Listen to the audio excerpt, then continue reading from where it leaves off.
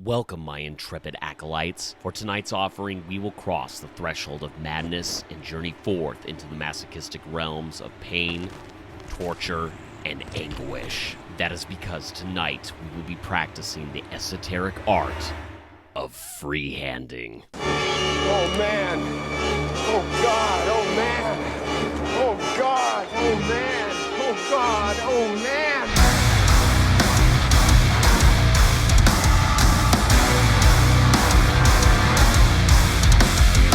Before we begin, I will note that at the onset of this project, a good chunk of the footage I shot is, questionable at best. I had a hard time figuring out a decent camera angle that could record what I was doing, and by the same token, didn't negatively affect the painting process. So apologies in advance. I will do my best to verbally and eloquently walk you through what I'm doing. Don't worry, this will not be the only freehanding video I do, because like any good Dark Souls player, I enjoy the pain.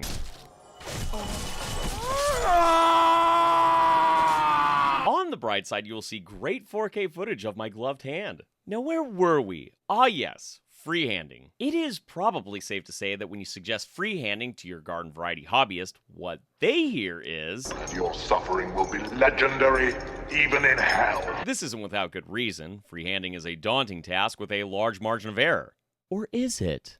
Now, I am no freehanding expert. Prior to this project, the only freehanding I ever did was the shoulder pauldron on my Sons of Horse Marine, which I gotta say turned out pretty decent. So when creating my Cult of the Possessed warband, I wanted to raise the stakes. Now, I am a firm believer that every warband or kill team needs a bannerman, someone to proudly carry the warband's colors to war. Obviously, I got my hobby start playing Warhammer Fantasy Battles, so the model I put together for my Cult of the Possessed was this beastman, which seemed like a fitting choice. Now, before we start, let's talk about the materials I used. The banner itself was constructed out of foil from a wine bottle that I cut into the shape that I wanted. This serves two purposes. The most obvious being that the material was easy to bend and manipulate into the shape that I wanted. And secondly, using wine foil also helps you justify your functioning alcoholism. Not that I would know anything about that. There's flooding 3 feet of water down there! I will not die sober! Prior to priming the model, I made sure to pre-weather the banner using liquid green stuff and all the pre-weathering tools and techniques discussed in part 1 of this series. This helped harden the foil material so that it would be sturdier when applying paint and make the banner more durable for future gameplay. Once the pre-weathering materials had cured, I primed the model and followed the painting guide from part 2 of this series for my Colt's cloth and robes. If you are new to the channel and the series and have no idea what the hell I'm talking about, I have part 1 and part 2 linked in the description. For those following along, before you begin freehanding, there's one extremely important tool that you will need in your painting arsenal. Something that I believe to be a freehanding secret weapon.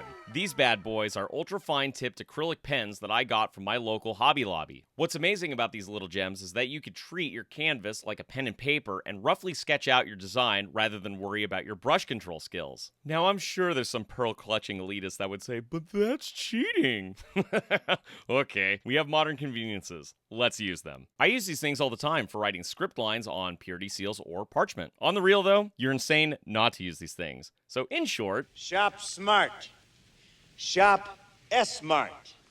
You got that? you will still need a steady hand with your brush down the line, but for this opening phase of freehanding, we want to save as much time as possible and what little sanity and patience we have to begin with.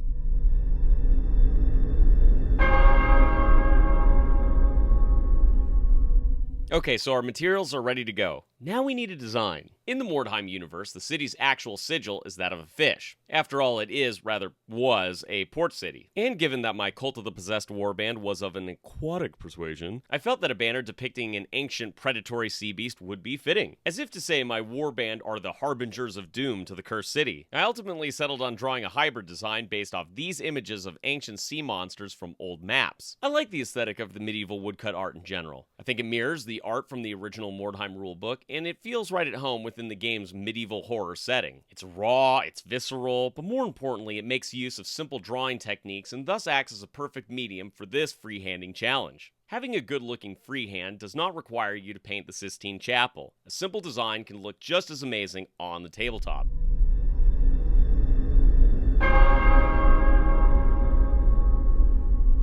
Alright, so to begin the design process, I wanted to first add that black and white checkered pattern that you see in a lot of the older Games Workshop art from the early 90s. Little details like this are a great way to blend the nostalgia of the older art with that of the newer, modern sculpts. Using my bottle of Army Painter's matte white, which has seen better days, I drew a white stripe near the base of the banner, mirroring the line on both sides of the flag. I then used the acrylic pens to draw a vertical line in the center of the white stripe, which was then divided into a series of horizontal lines, creating the boxes for the checkered pattern. Using both Abaddon Black by Citadel and the matte white from before, I filled in the checkered pattern, adjusting each size of the checkered boxes where needed. I think starting off with simple designs like this is great practice for the more complicated shapes to follow. With the checkerboard firmly planted on my banner, I then turned to the most complicated part of the project: drawing the sea beast. Using the smallest gauge of the acrylic pens at my disposal, I roughly sketched out the monster, with his head on one side of the banner and his coiled body on the other.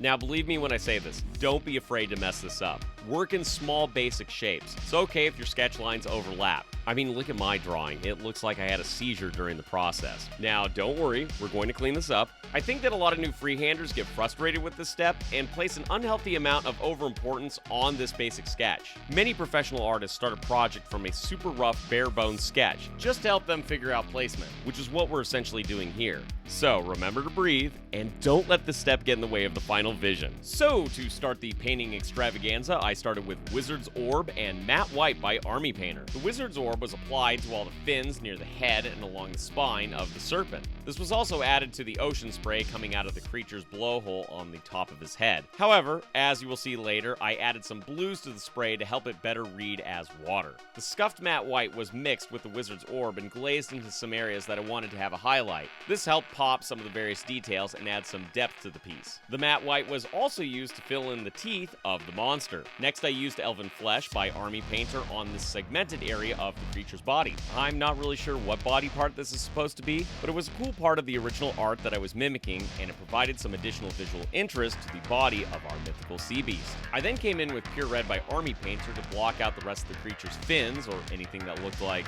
hair? You know, the more I think about a giant scaly sea serpent with hair, the more frightening the thought becomes. The Pure Red adds a nice pop of color to the creature and also helps tie the banner to the color of the rest of the warband via the small bits of red leather on the other models in the retinue. After painting the rest of the fins and whatnot, I painted the entire body of the creature using Army Painter's Moon Dust, which totally doesn't sound like a designer drug. I swear to you, on my honor, with Almighty God as my witness, I am not an angel dust dealer. Anyway, this helped separate the creature from the background of the banner, and cleaned up the messy line work from the initial sketch. Now, if you're following along at home, your banner should look something like this. You could also see that once the paint had dried, I went back and reworked the line details using those fine-tipped acrylic pins, thus preserving and reinforcing that woodcut aesthetic. At this point, I wasn't totally happy with the highlights on the head fins and the spine scales. So to remedy this, I went back and added a greater degree of contrast using the Wizard's Orb matte white paint mix from before. However, this time with a more concentrated mix of matte white to pop those highlights. I also added a brighter highlight to the body of the sea serpent by introducing a mix of Army Painter's mummy robes to the Moon Dust Yellow.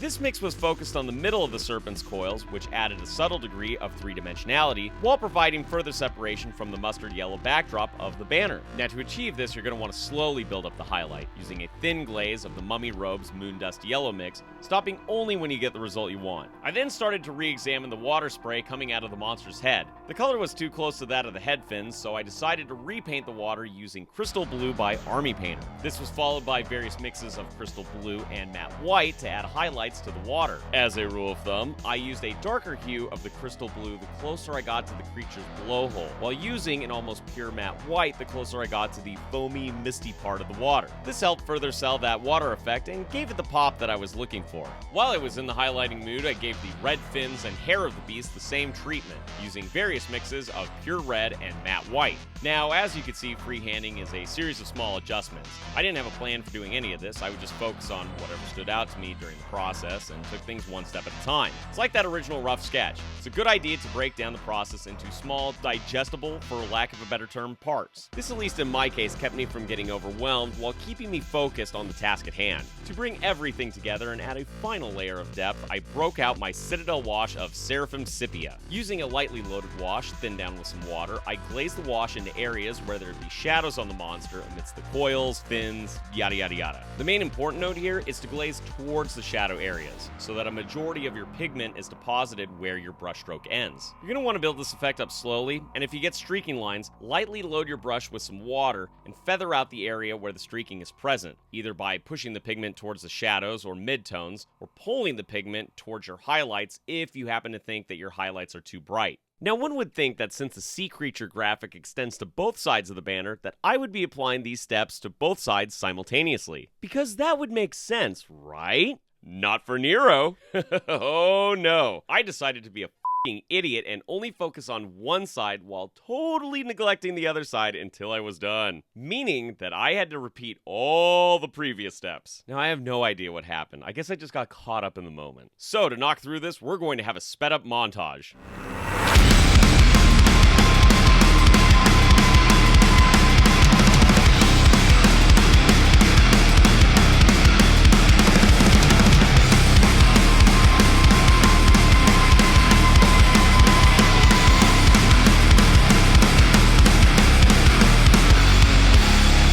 Much better. Now that I finally got to whip out the enamels, I slathered the banner in both AK Interactive's dark brown wash and Winter Streaking Grime to add random color variation to the weathering. After I'd finished this, I came back and lightly dabbed off most of the enamel using a Q-tip and mineral spirits, leaving me with a dingy looking flag. All of this was then locked in using a coat of brush-on gloss varnish, followed by a coat of brush-on matte varnish. Now, I have some thoughts on varnishes that I shared in the second video of the series, where I stated that I'll be re-examining this step for future projects, where I'll be relying on the natural surface variation of whatever products I'm using. But for documentary purposes and my own personal integrity, I wanted to add it here so you could see what I did. Finally, I added some blood spattering, mud, and some environmental effects to my icon of madness, giving me this result.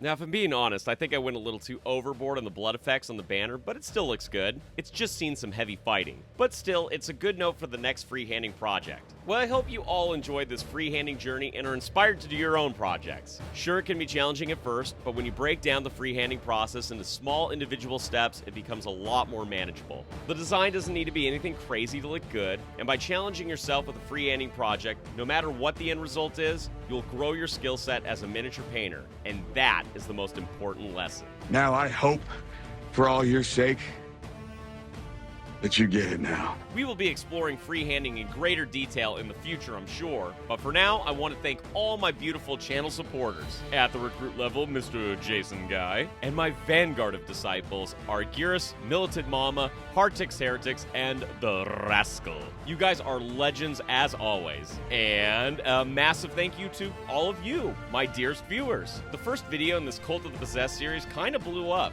and as of recording this, the YouTube channel has gained over 1,000 subs.